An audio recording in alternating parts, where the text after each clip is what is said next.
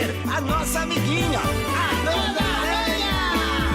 A Dona Aranha subiu pela parede, veio a chuva forte e a derrubou. Legal! Já passou a chuva, o sol já vem surgindo e a Dona Aranha continua a subir. Subindo, subindo. Ela é teimosa e desobediente, sobe, sobe, sobe e nunca está contente.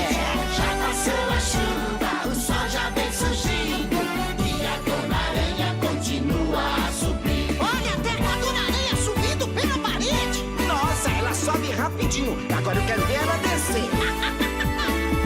A Dona Aranha desceu pela parede, veio a chuva forte e a derrubou. Legal! Já passou a chuva, o sol já vem surgindo e a Dona Aranha continua a descer. Tá escorregando. Ela é teimosa e desobediente, desce, desce, desce e nunca está contente. Já passou a chuva, o sol já vem surgindo e a Dona Aranha continua a descer. Teleco! Fala, Teco. Agora que a Dona Aranha subiu e desceu, vamos convidar a todas as crianças a cantarem com Teleco e Teco!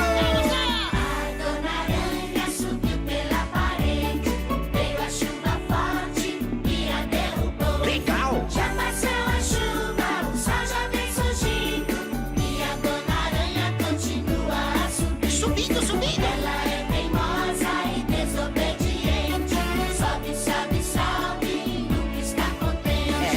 Já passou a chuva, o sol já vem surgindo e a Dona Aranha continua a subir. Teleco, ela é teimosa É desobediente. e nunca está contente.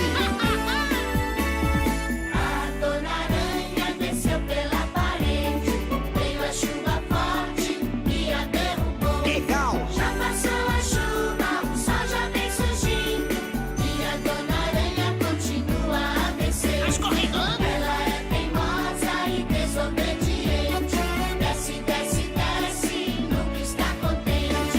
Já passou a chuva, o sol já vem surgindo e a Dona Aranha continua a descer. Teleco, você viu? As crianças conheceram a Dona Aranha.